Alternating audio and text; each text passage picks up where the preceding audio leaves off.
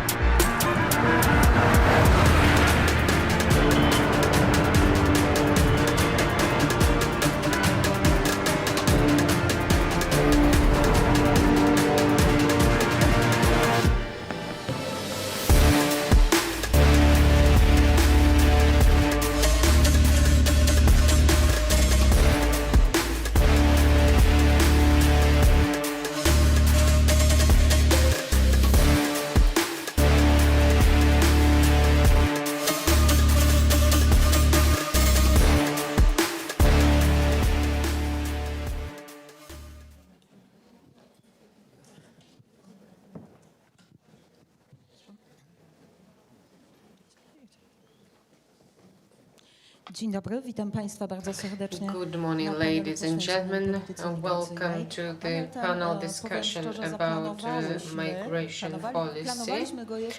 We have planned on this panel discussion when I met in February in Amsterdam with the minister. We started a conversation that we hope to continue now. The Polish migration strategy in those days was only in the form of the outline, and different dates were mentioned, and finally we do have the migration policy. Alboth told me that it was developed when we want to discuss it at the event Freedom Games. Miss Hanna Machińska, welcome. Pani Alicja Kępka. Alicja Kępka. Profesor Scholten. Professor Scholten. I Anna Alboth. And Anna Alboth. Obiecałam, że nie będę bardzo I przedłużać, promised I'm not going to go into detail, not to steal any of your time. The biograms of our panelists are available on the website. So in February we discussed Zygmunt Bauman, who wrote a book, Stranger at Our Door, strangers who have to flee their countries because of barbarism, because of the lives without perspectives, and they are knocking on our doors. So we are hearing this knocking on the door by those who flee their countries. It's not only the Polish perspective, not only about Polish borders, and not only we are talking about European borders. With Ania, we used to discuss what happened at the situation in Senegal, Tunisia, and Algeria. There are borders there too, and when we discuss the way to develop a migration policy, strangers, foreigners knocking on our door. Hanna Machińska, let me give you the floor. Good morning, ladies and gentlemen. Dear guests, we are discussing this situation when this is a hot topic. It is the hottest topic in Polish debates. I arrived from Sopot, and Prime Minister took the floor during the event in Sopot, and we could see that business people, members of the academia, showed their concerns, so to say, about what is going on and what Poland is doing. These people are knocking on our doors, but they cannot knock on our doors anymore because they cannot access these doors. In Europe, we have huge numbers of people who are moving to the southern part of Europe. First of all, in the first place, they are on the go. And in Poland, against the backdrop of the situation in Europe, is the situation dramatic? And it meant that drastic measures had to be taken by our government. is the situation worse compared to other countries? On the migration map, Poland is not a state which is under huge pressure of migration.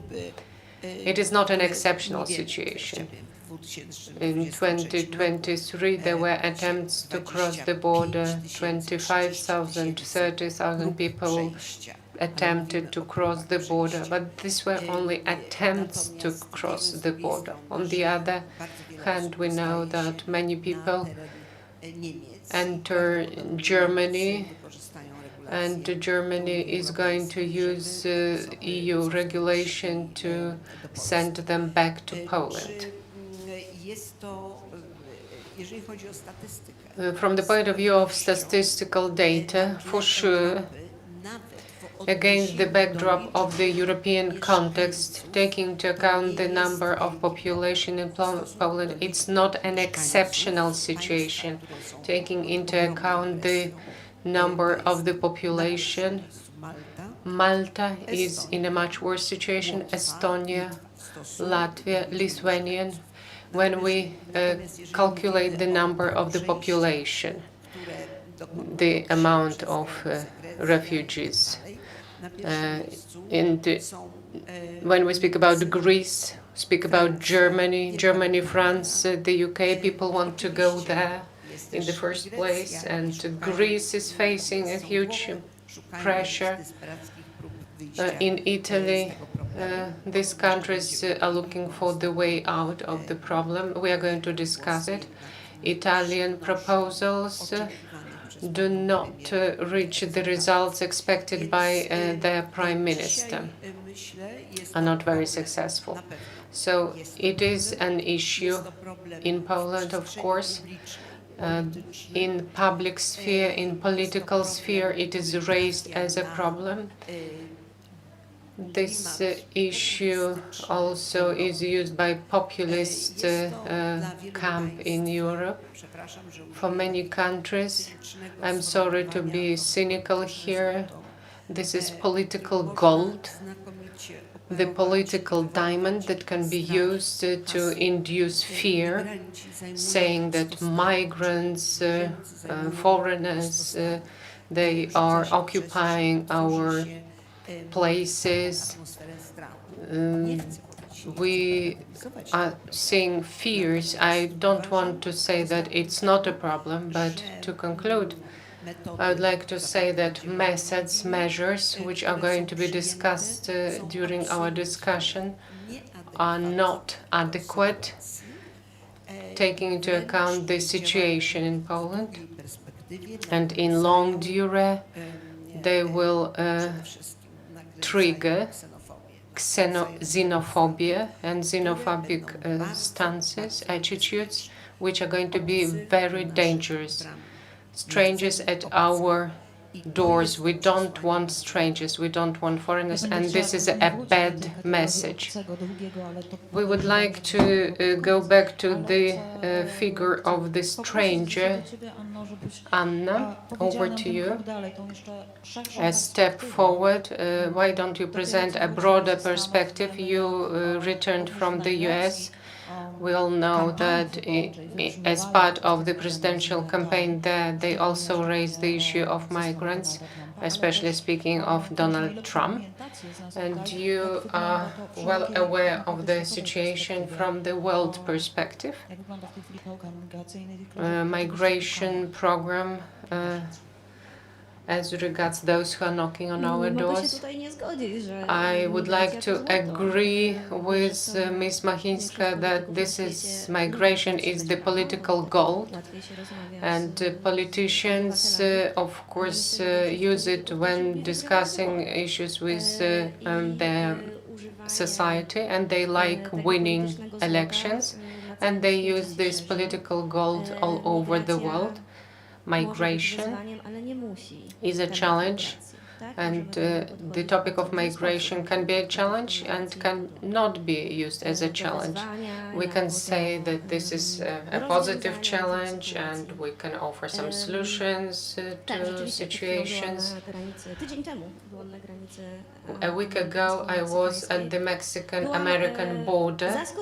I was surprised that the civil society in a very similar situation like the Polish civil society, and there are walls built and there are challenges and how many people die at the border.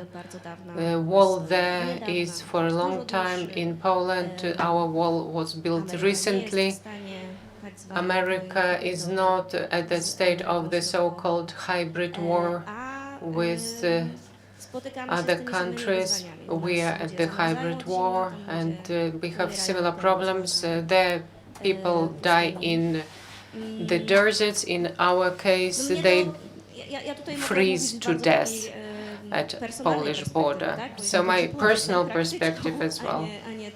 I'm a practitioner, I'm not a theoretician. I'm actually frightened, scared of the way this topic is exploited in Poland.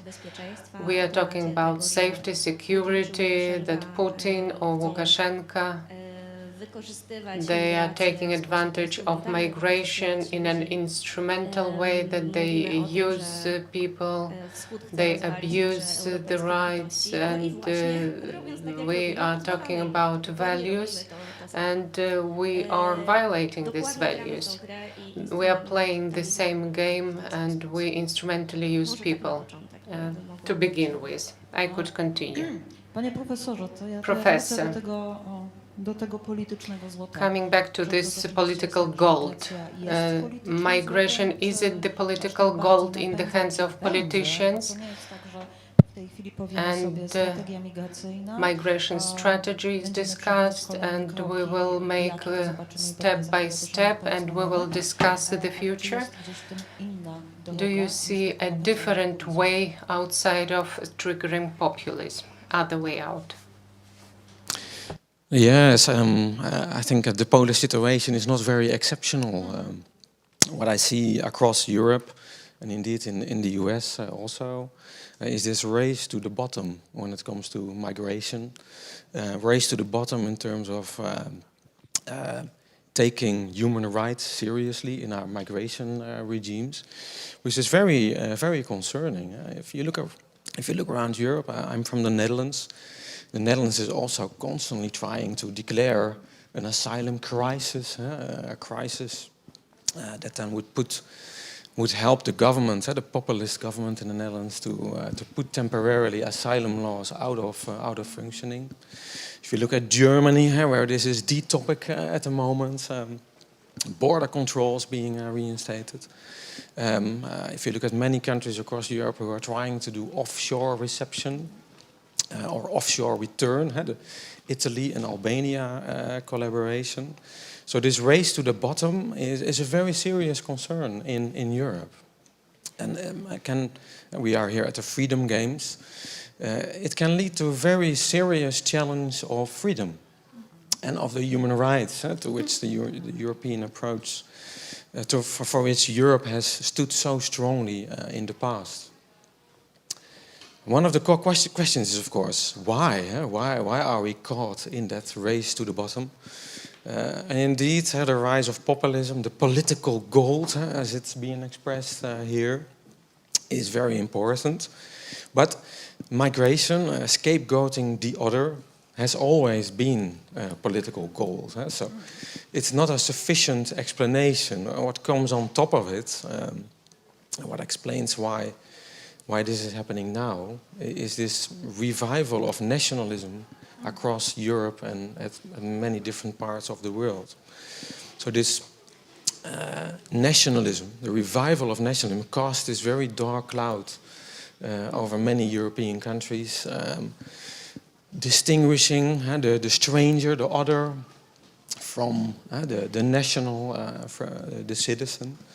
And migration is constantly being used by nationalist parties to boost their nationalist agenda. To make it worse, I mean, nationalism can be a threat to the European project, to the strength of human rights. To make it worse, I also don't really see a lot of solidarity between European countries in this case. And I think if I look at the statements of your government, I also put it a little bit in that perspective. So yes, it is being afraid of this nationalist agenda and trying not to lose votes. But it's also a signal to other countries in Europe, saying Poland is at this border of Europe, receiving a very sizable amount of Ukrainian migrants. The amount of migrants across the Belarusian border is not so sizable, but still. And sending a message to other European countries that countries like Poland, like Greece has been mentioned, like Malta, they don't want to solve this alone.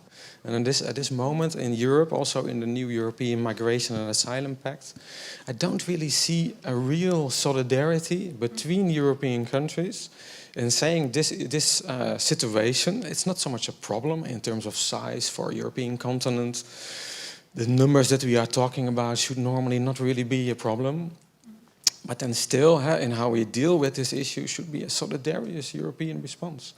I don't really see that. So looking at Poland from the outside, from the Netherlands, then I recognize the same political tendencies.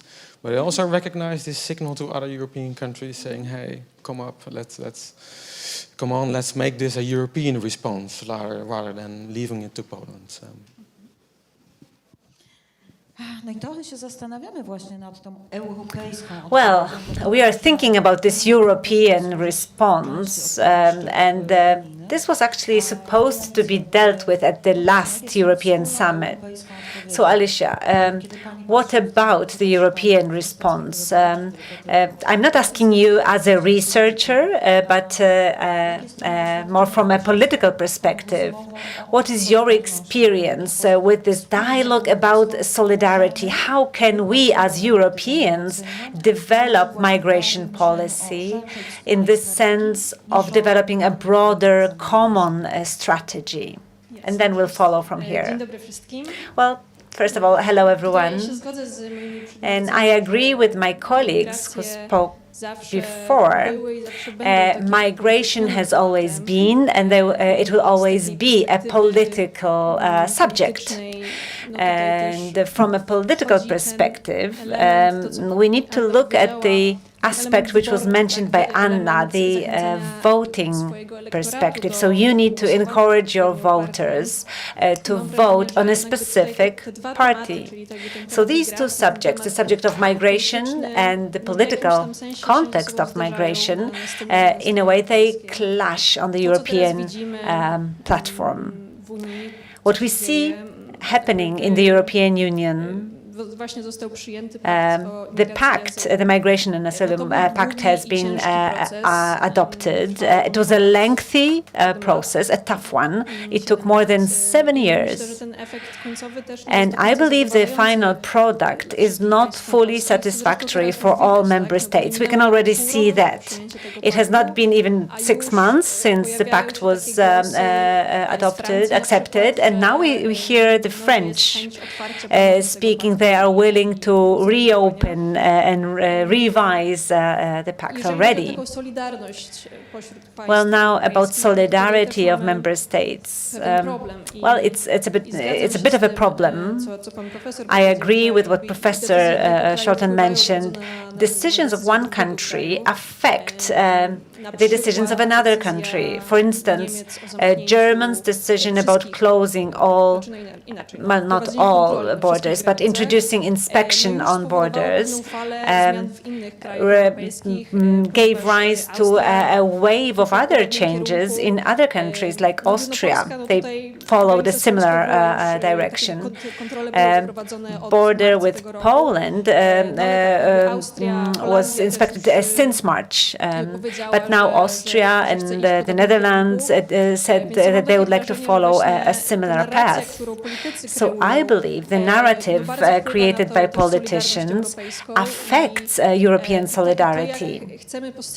And the way we want to perceive migration trends, the way we want to manage migration trends, well, I can be honest about that. For instance, on Thursday, there was a European Council summit where 27 leaders of member states gathered together, and they reached a conclusion, or conclusions, which clearly show the migration policy in Europe. And to me, it's quite surprising how quickly the situation changes, how dynamic it is. A year or two ago, the discussion would be quite different. I remember Donald Tusk, who said that he did not anticipate this would go so quickly, and this would be so easy.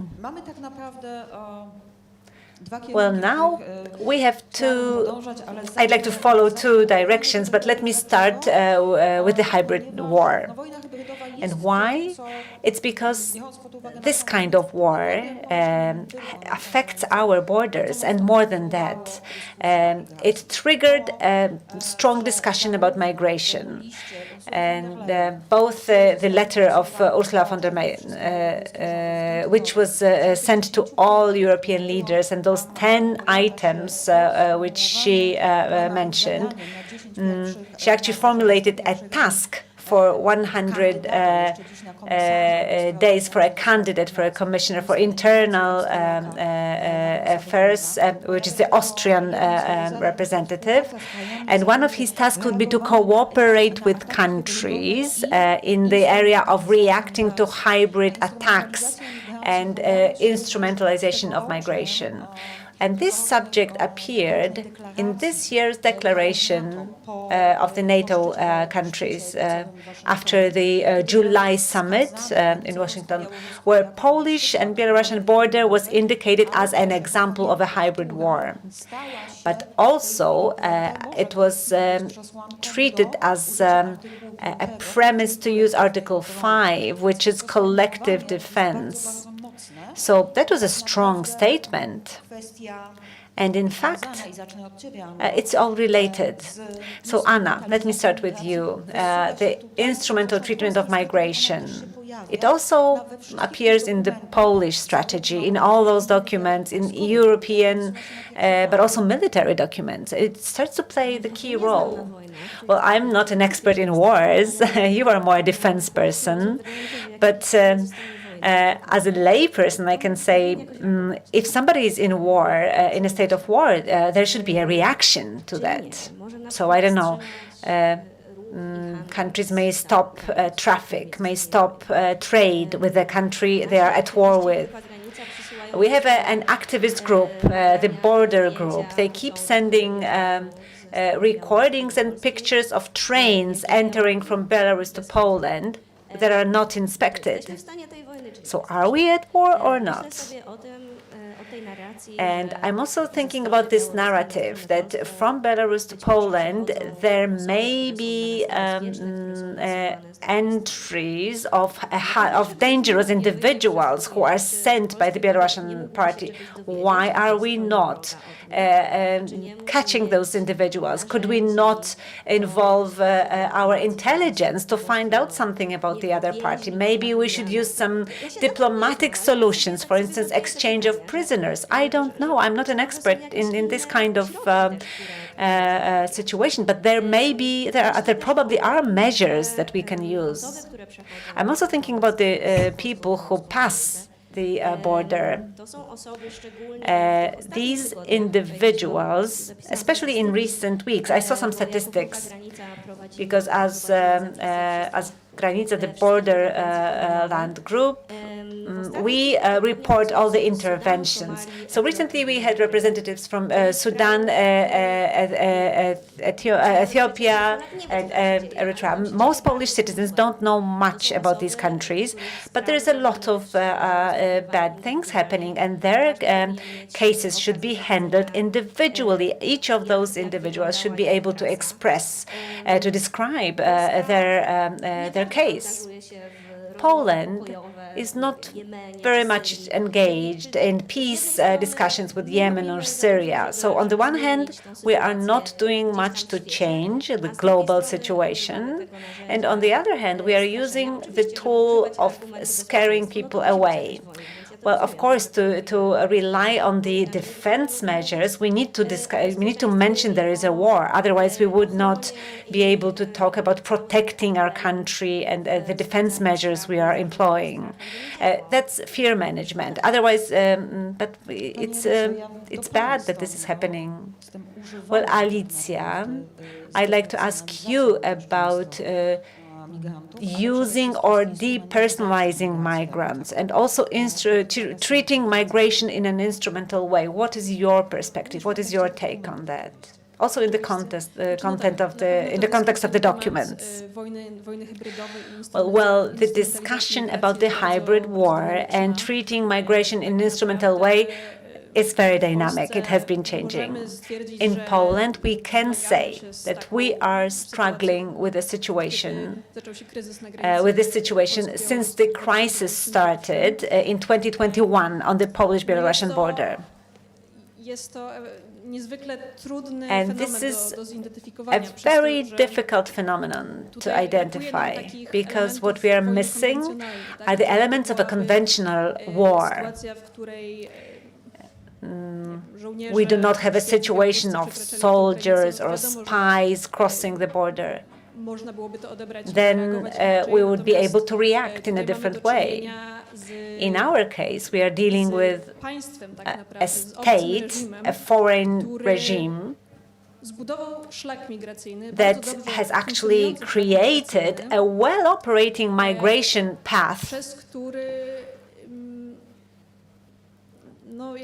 through which, to which it attracts or allures people who want to get to Europe.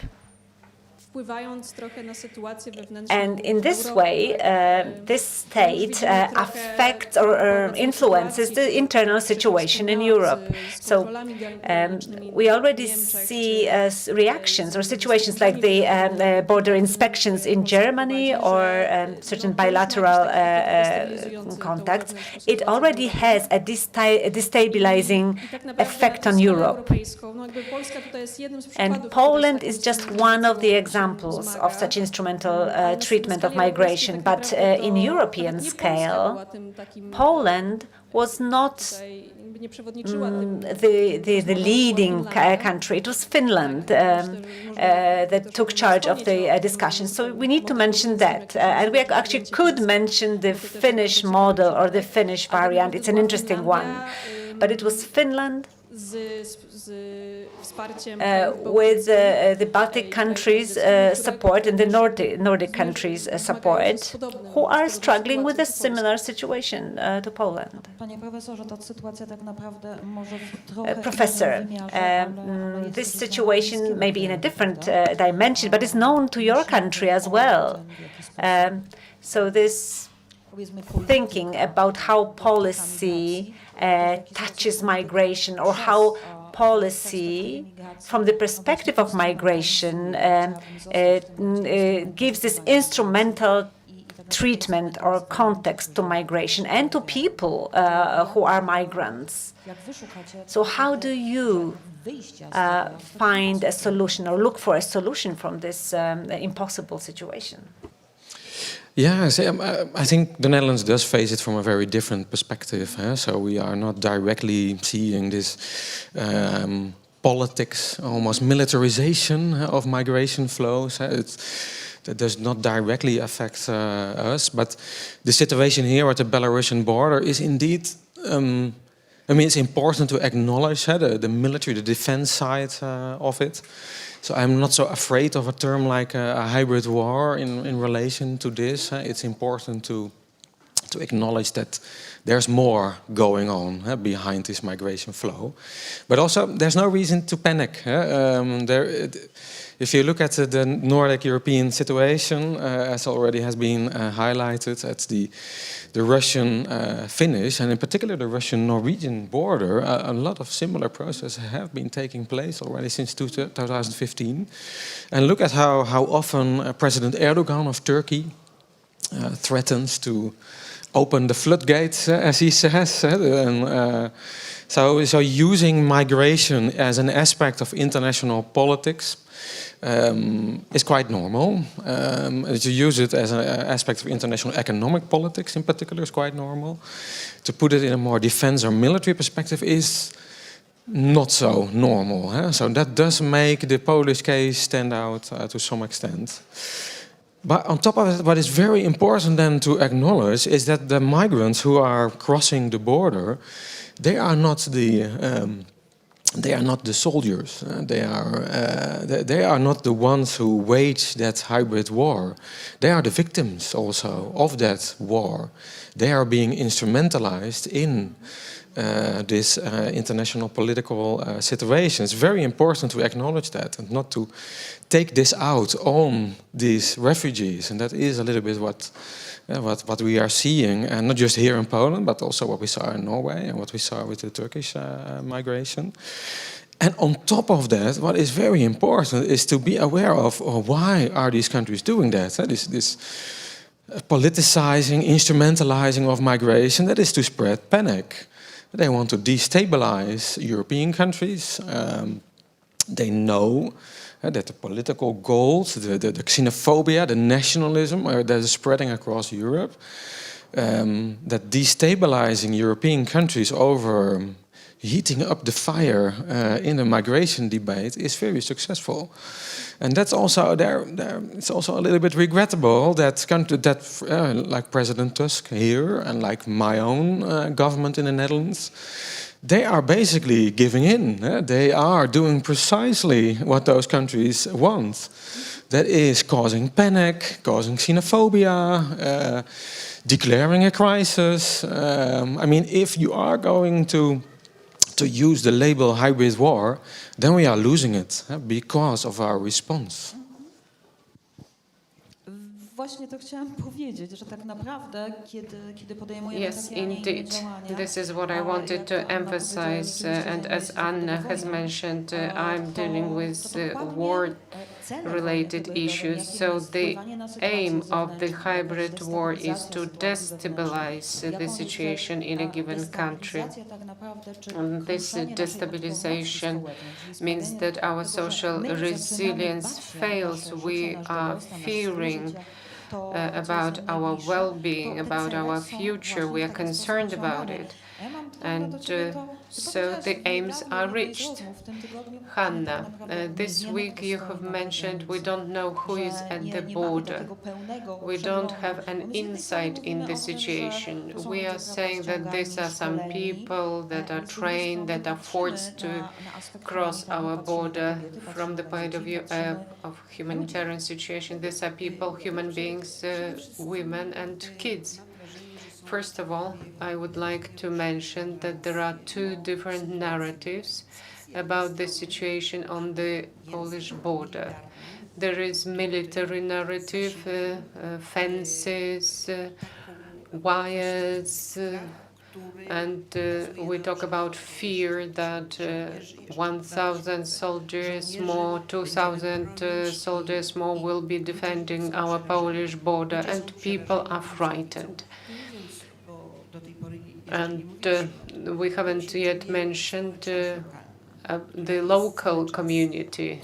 What do they feel? They are controlled, inspected, checked all the time. They are seeing soldiers.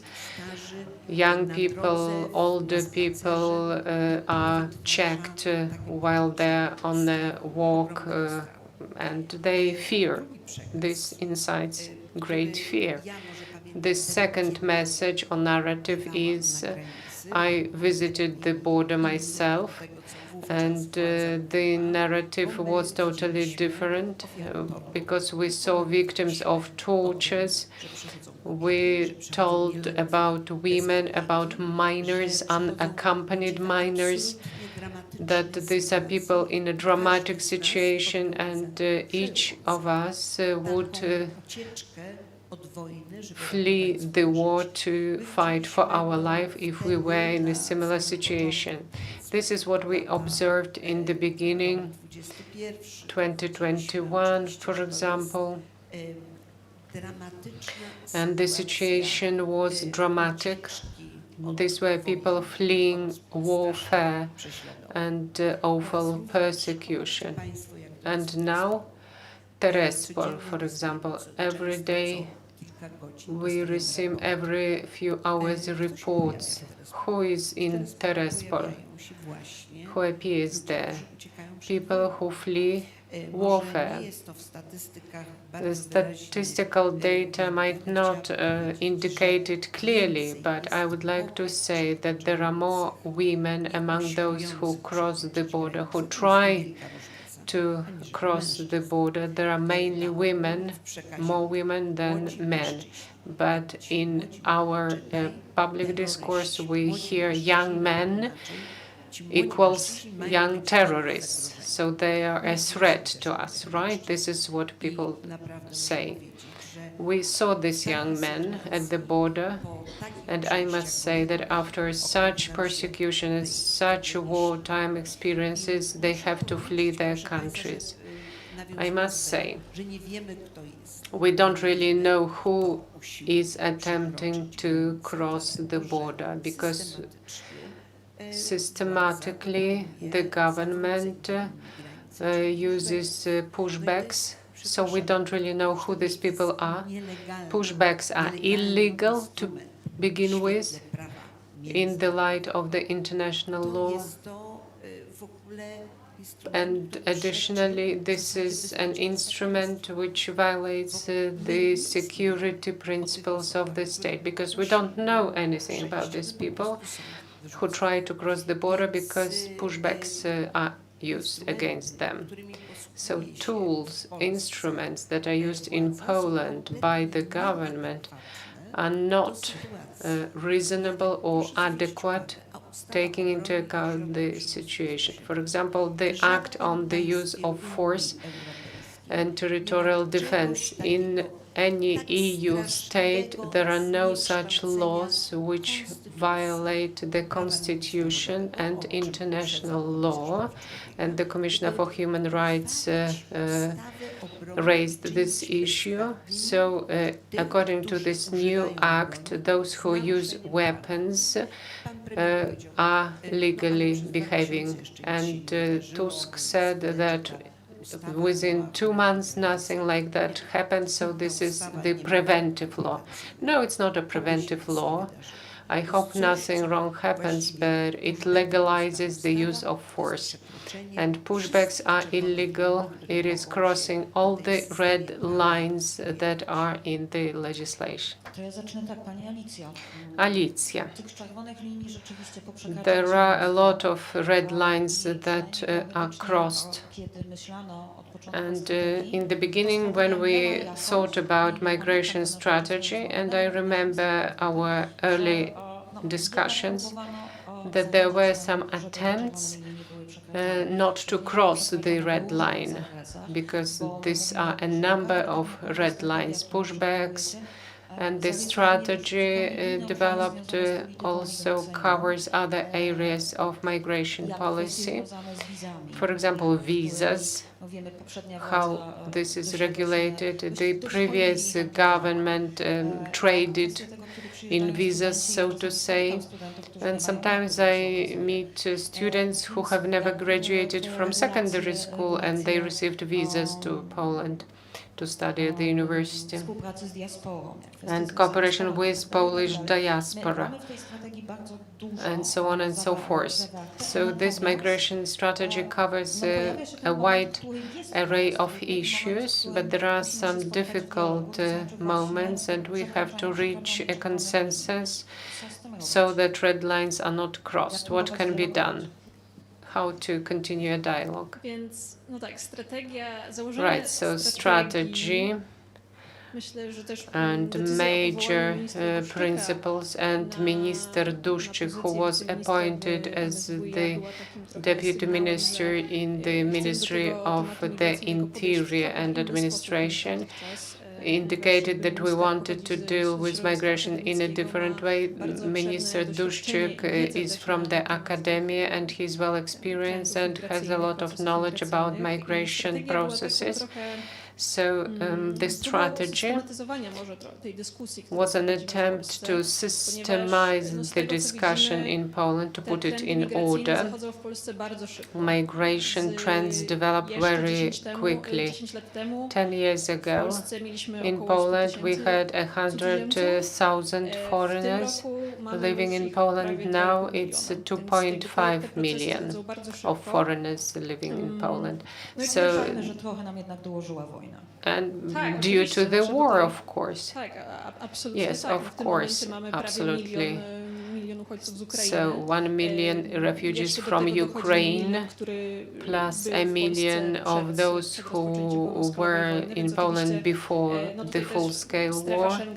Schengen area and freedom of movement led to the increase of number of foreigners residing in Poland.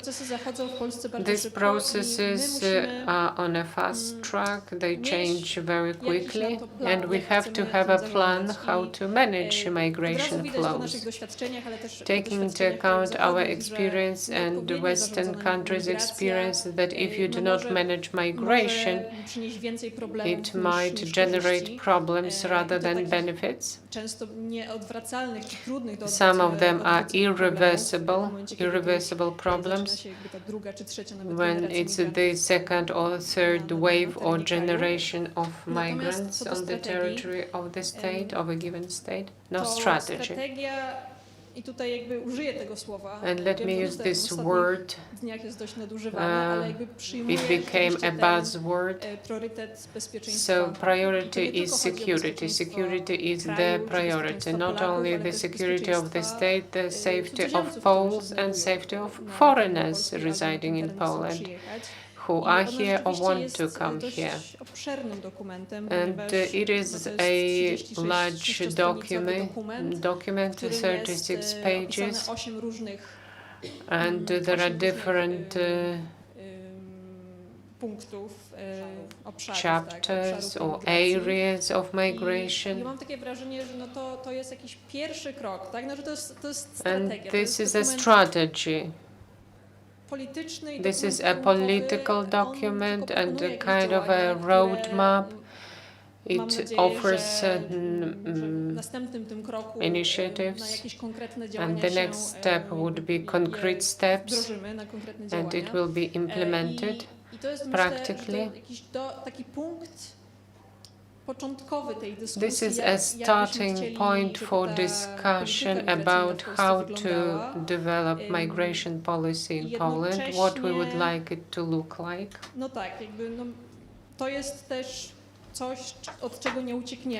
We cannot avoid it. We have to realize that migration, not only refugees or those trying to cross the border, but quite a large share of people who arrive here as labor migrants or study in our country, and we have to discuss it. Hanna, I can see you want to reply. We have to start with something. Is it a good starting point? Amsterdam meeting, let me mention it, and what happened after the Amsterdam meeting when Minister Duszczyk was part of this meeting, and we discussed migration, and Minister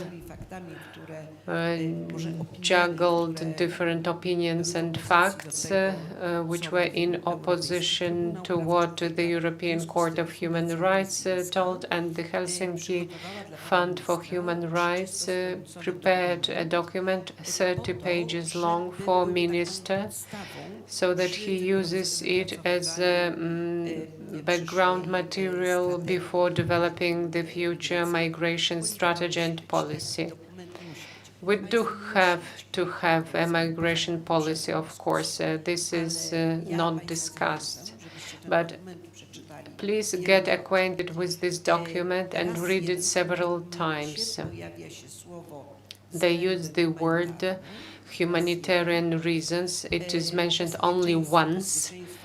Security, security, security, or safety. We don't understand what they mean by security and safety.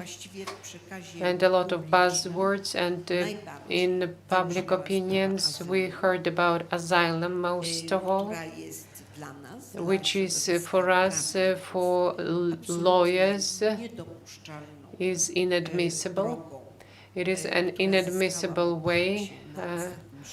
And during this summit, it was addressed. Even Finns in Finland, in legislation in Finland, they have different solutions than here. And there was another issue, and no one paid attention to it. And this is something surprising and dangerous and shocking. Issues related to migration, I am quoting, are not coupled with the decisions of European courts. I read it 5 times. It was an alert for the Council of Europe, and the Commissioner for Human Rights on Monday will be taking part in the Council of Europe's ministers' meeting. He was in Poland recently, and he criticized what he could see as regards of mechanisms solving Polish Belarusian border issues. He was against pushbacks and so on and so forth. Philip Morales Gonzalez also criticized these measures. This is the special rapporteur of the United Nations. He criticizes what is happening at the Polish-Belarusian border, and he appeals to change the law. We shall wait and see. Will this strategy change the approach? And to finish, yesterday and the day before yesterday in Italy, they were to sign an agreement with Albania, and the court in Rome decided that it is not possible to push back migrants to Albania because Albania does not provide them for safety and safe life. The same goes for the UK, that has a different approach. So our solutions are not actually acceptable, and the courts are defending human rights, and that's why in this strategy they are not assessed very well. Well, Professor, we have this Polish strategy and Ursula von der Leyen's letter and the effects of this summit in the first resulting declarations. We are also aware of what Hanna mentioned, and the truth, the question is, the direction taken by the European Union in terms of thinking about migration. Do you believe it to be a good direction, or is it just the starting point for a discussion which should now involve many different circles? But it's not like we are shouting to one another from different mountains far away, but should we find a common meeting point to start a dialogue to solve it? Well, if this is a dialogue at the European level, it's a very hectic dialogue at the moment. I think Europe is really sinking away in this swamp of reviving nationalism. It's one of the topics where the future of European integration will be decided upon. To what extent can Europe really continue this development of a common European approach in this area. But it will be a very important one. Was also here in the conversation a mention of red lines. If you look at it from a European perspective, and if you ask about good or bad, then from a European perspective, the moment that we start giving in European values, if we start giving in on European rights, then you are already losing. So precisely the point that is being made about securitization, I know that this is a demand coming out of nationalist discourses, and not only, it does come out of also the militarization of instrumentalization of migration. But the moment you start doing that, then you give in defeat. You are being defeated. This is precisely what countries around us want. Destabilize Europe, to make us panic, declare crisis, and undermine our European rights. So if you look at the European approach, I would say it's already there. There is a very strong, very strong, that's perhaps overly optimistic, but there is a human rights-based asylum approach in Europe, still within certain boundaries. So it is there. This would be the moment to defend it and to stand strong and to say that these numbers of migrants who are coming in across the border of Belarus, this is not a serious challenge to the European asylum system. Let's show that we can take this type of migration in a very institutional, calm way. On top of that, when you're talking about future of migration policy and Europeanization, one thing that we need to do much more stronger is fight disinformation. The term has not been mentioned yet, but this is very important in this popular perspectives on migration, very much fed by disinformation about, for instance, how many migrants are coming. I think if you go out on the streets here and you would ask people how many migrants are there in Poland or in the EU, 9 out of 10 would overestimate it probably and would be strongly influenced by disinformation. So even more than the migrants crossing the border at Belarus, that's also an aspect of hybrid war, the spreading of disinformation. And the last point, if you're talking about the future of migration, I very much agree with previous statements. Asylum migration is tiny. I'm a little bit afraid to say that here in Poland you have the Ukrainian situation, which is a very successful case, I think. A country accepting 1.5 million refugees from a neighboring country is great. But at a European scale, asylum migration, I mean, it's not nothing. That's a very normative statement. But it's not a serious challenge to European institutions. It's only if we frame it as such, if we panic as such. The real migration at a global level, at the European level, has always been economic migration. Also, if you look at the history of migration from and to Poland, it's always economic migration. So we also have to wonder where have we developed this obsession with refugee migration? Where does that come from? I think that will be a very important question for this future of European migration policy. Thank you. Oh.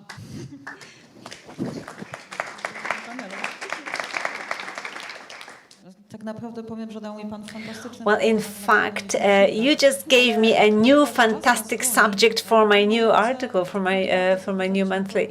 But Anna, I want to ask you how to go out of this framework. I know you are full of ideas. So how do we defend our values? How do we defend our belief in humanity? In the fact that this can win. We have this Kant's imperative that another person should not be treated as an instrument, but as a person first. And that is something we need to focus on.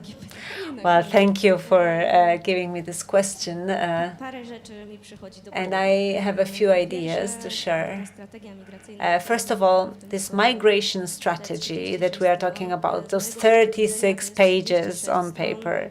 From my perspective, it's 36 pages of support why we should fear migration. And that's terrible. So instead of trying to explain and find a consensus and think about future, The Polish government is proposing something like that. We do not have to be afraid of migration. There are different approaches, different ways to deal with migration. And we know it's unstoppable. Because nowhere globally has it been successful. We should not be drivers who are surprised by winter conditions on the roads every year, again and again. Let's be wiser than that. Magda, you mentioned we don't know who is at the border. Well, we, the activists, know. Okay, it was not Magda, it was Hania. Okay, it was a quote. Yes, it was a quote. Out of context. Well, we know who is at the border. Our group, Granica, the border, we were in touch with more than 20,000 people. We know their names, their countries of origin, their life stories. And many of us are actively engaged in the process. In my own flat, I had more than 100 people passing through. I visit the families of those people in Ghana, in other countries. We know who these people are, and we are willing to share this information. And we, as a civic society, are very much interested in Poland and Europeans' safety. We want to be part of debates and discussions. Let's create a round table of how to deal with the issue of migration. And Alicja before mentioned Professor Duszczyk and the fact that this was a step from the government to include the academia representatives. And I have an example from Professor Duszczyk, who said that there is no explanation for pushbacks. It's dehumanizing, and it makes us equivalent to Lukashenko. And he mentioned there is an alternative to building walls at the borders. We should invest the money in serious support systems, and that there are other options. I don't know what happened in the government, that the position changed 180 degrees. I would not like to end up there. I would not like to be switched and to change the colors. But so much is said about asylum. I don't understand why preventing a possibility to apply for asylum should change anything. In practice, that option has been suspended already, so all the measures are exhausted. People are not able to apply for international protection. We beat them, we let them die, and Lukashenko keeps doing his job, so nothing will change. I don't understand why that would affect anything. You're asking for solutions. I believe we should act in a completely different way. Let's surprise the eastern neighbors. Let's do something they don't want us to do. Let's act in a legal way. The document, which is a migration strategy, never invokes the Constitution or the Geneva Convention. I don't know how many of you own a T-shirt saying Constitution. How many of you have the Constitution poster? I had one. That's something we have been fighting for, and there is not a word that mentions Constitution in this new strategy. Well, how about we try a different perspective? And I see Hania wants to add something very desperately. Well, I need to clarify one thing. I said we don't know who is at the border. But no, let me do that. I just want to clarify. What I meant is that these people who are pushed back immediately, these are the ones we don't know. And Professor Duszczyk, that you mentioned from 3 years ago, and there was a book that was published in 2023, and Professor Duszczyk wrote in that book that pushing migrants back to the border line raises some justified concerns of legal nature. And that was his quote from 2023. Of course, I support everything you said, Anna. Okay, we have slightly more than a minute, so I'm not able to give you the floor to summarize, but let me summarize. And I believe it's good for all of us to have a look at the strategy and to read it very carefully. Also, let's listen to the reports from the latest summit in detail. And I would like to encourage all of you to reach the international legal documents that we refer to, the Geneva Convention, the Human Rights Charter, and the other solutions which are of legal nature. And there is a moment that Ania mentioned, which is a moment to take a different kind of action. And there is time to listen to something that is beyond the appeal to safety and security. It's finding balance between security and humanity. Finland actually dealt with the aspect of suspending asylum applications, and they said that the biggest conflict that appeared and still remains is the conflict between maintaining security and assuring humane treatment of people. So we can only find the balance between those two when we are able to work together. And when we take into account what Professor mentioned, dealing with disinformation, dealing with true numbers, when we look for knowledge and dialogue, only then will we be able to solve the problem. Thank you all very, very much. Thank you for this conversation. Hanna Machińska.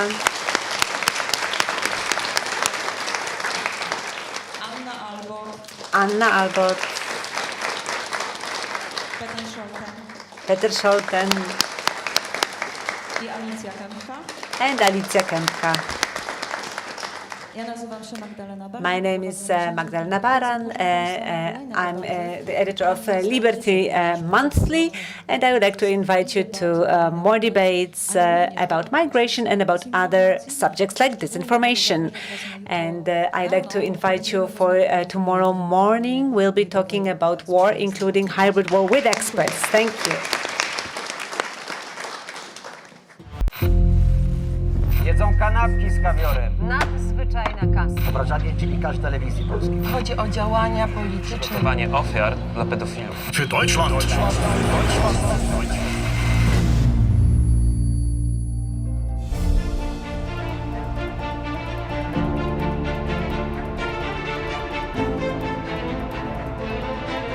TVP Info. Włącz się na nowo.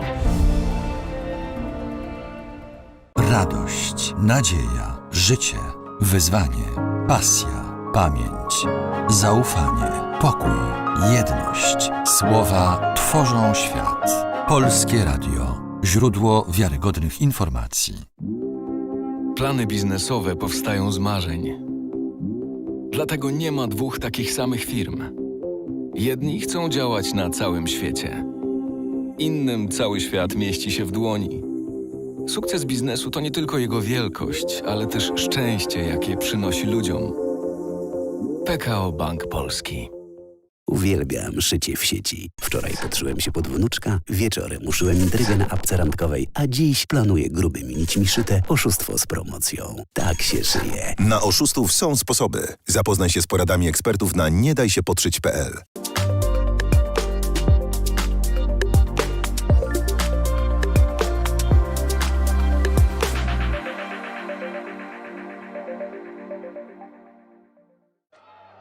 It's not always easy to recognize. It may look like this, or like this. It may be a burden, but it is a responsibility that we embrace nonetheless. But if it means this for one person and this for someone else, maybe it ultimately means being there for one another. It isn't handed to us, but we know where to find it. And how it feels, how it tastes, and what it sounds like when we finally have it. It means different things to different people, but for many, it means everything.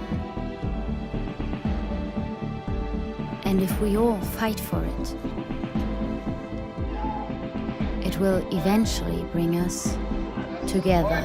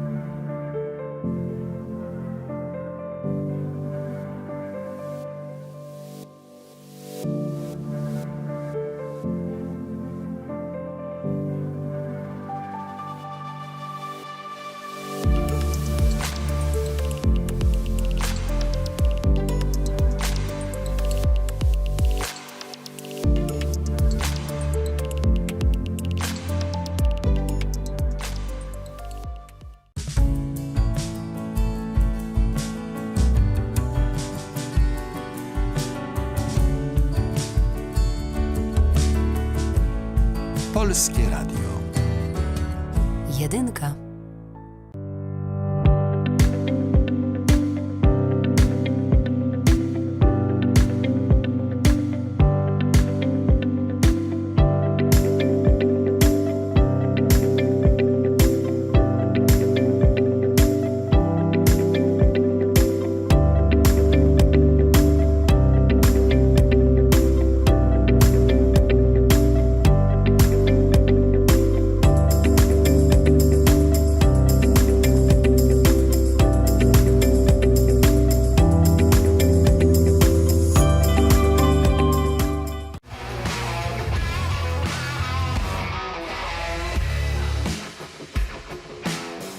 Rodzina spółek Pelion to 12 000 osób pracujących w ponad 300 spółkach w Polsce, Szwecji, Wielkiej Brytanii i na Litwie.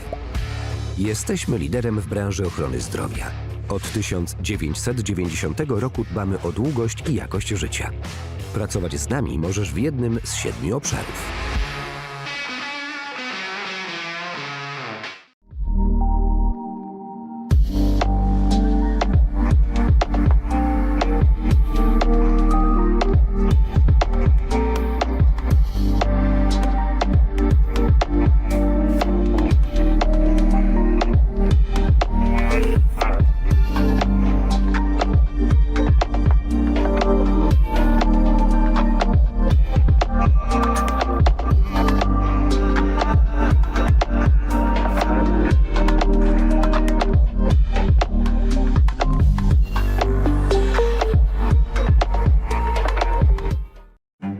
Dziś Nowy Jork, jutro Londyn.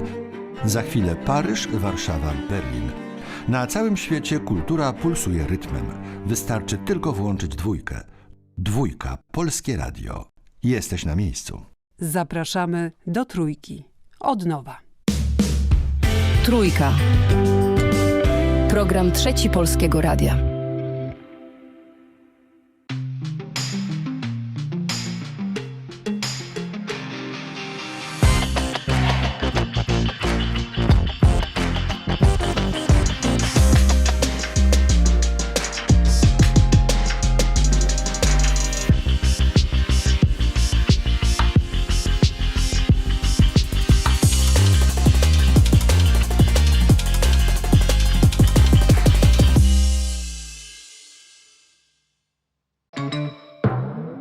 Czy wytrzymasz klockowe tortury? Ze stoickim spokojem.